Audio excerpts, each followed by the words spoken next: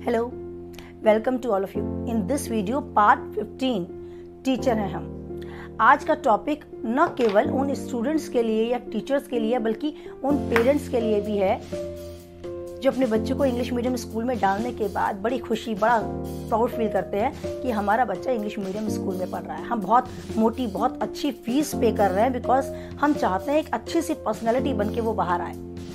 लेकिन वो पर्सनैलिटी वहाँ मार खा जाती है, वहाँ शर्म महसूस करनी पड़ती है उन पेरेंट्स को जब आपका बच्चा केवल इंग्लिश में ही आगे है। हिंदी जो हमारी मातृभाषा है, जो हमारी आपस की, इसे मदर टंग भी कहा जाता है क्योंकि इसी से बच्चा बोलना सीखा है। भारत में है तो रियली वो मम्मी से ही बोलना सीखता है और मदर पेरेंट्स की पहली लैंग्वेज हिंदी होती है। लेकिन हमारा बच्चा केवल इंग्लिश और केवल इंग्लिश में ही आगे है, हिंदी में पिछड़ चुका है और एक हद तक ऐसी स्थिति आ जाती है कि जब हमें शर्म महसूस होती है कि हमारे बच्चों को हिंदी में इसका मीनिंग नहीं पता। A for apple, B for bat and C for cat, now D E F चल जाता है। लेकिन A for apple, apple means सेब। ये सेब है और ये हमारी सेहत के लिए, हमारी हेल्थ के लिए बहुत अच्छा है। एप्पल, सेब, सेहत, हेल्थ, ये चीजें साथ चलनी चाहिए। एक फैक्ट है, हम लोग इस एज में है, अगर हमसे एकदम से पूछ लिया जाए 86 तो 2 सेकंड लगती है बोलने में कि 86, नाउ 95, 95। ऐसा आपके साथ होता है? मेरे साथ होता था कुछ हद तक, कुछ पहले तक, बट मैंने इसकी प्रैक्टिस की।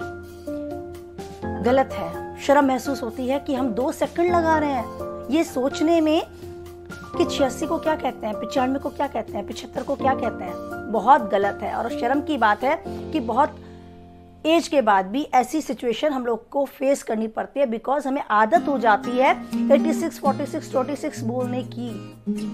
साथ में अच्छी आदत है, साथ में हमें ये भी ध्यान रखना चाहिए कि इसको बोलते क्या है। और यही पकड़ अगर हमसे छूट रही है तो हमारी जनरेशन से, हमारे स्टूडेंट्स, हमारे खुद के बच्चों से तो सच में छूट रही है। अब दोनों को साथ लेकर चलें। इंग्लिश मीडियम में आप पढ़ा रहे हैं तो एक्सपेक्ट करें स्कूल से, टीचर से कि वो हिंदी को साथ लेके पढ़ाएंगे। बच्चे को पता है इसका मीनिंग, बस का हिंदी मीनिंग नहीं पता तो जीरो है। अधूरा ज्ञान खतरनाक है हमारे फ्यूचर के लिए, ये आपने सबसे सुना होगा। तो इस ज्ञान को पूर्ण करें, हिंदी और इंग्लिश दोनों को साथ लेके चलें। टीचर से भी रिक्वेस्ट है कि जब भी वो कुछ बोलती हैं तो वो इंग्लिश और हिंदी को दोनों को साथ लेके चले, जिससे बच्चा उसका हिंदी मीनिंग साथ के साथ जाने और उससे आदत हो, हिंदी और इंग्लिश दोनों की नॉलेज हो और वो अपनी नॉर्मल लैंग्वेज में हिंदी या इंग्लिश दोनों का यूज, दोनों का प्रयोग कर सके। इतना कॉन्फिडेंस उसे अपनी हिंदी पर भी उतना ही होना चाहिए जितना इंग्लिश पर है।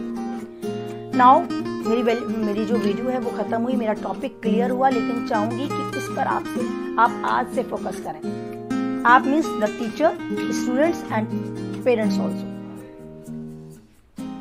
हिंदी हमारी मातृभाषा है और हिंदी को हमें नहीं छोड़ना। हमें प्राउड है, वी ऑल आर इंडियंस। हम हिंदू हैं और हिंदुस्तान में रहते हैं, तो हिंदी हमें पकड़ के रखनी है। अगर कोई क्वेश्चन आपके मन में हलचल कर रहा है टीचिंग लाइन से रिलेटेड, किसी गार्जियंस के मन में अपने बच्चे की स्टडी से रिलेटेड, तो कोई झिझक नहीं होनी चाहिए। बिंदास टाइप करें इस कमेंट बॉक्स में अपने क्वेश्चन को। मे बी पॉसिबल अगली वीडियो में उसका आंसर मैं आपके सामने प्रेजेंट करूंगी। Till then bye, see you, Radhe Radhe.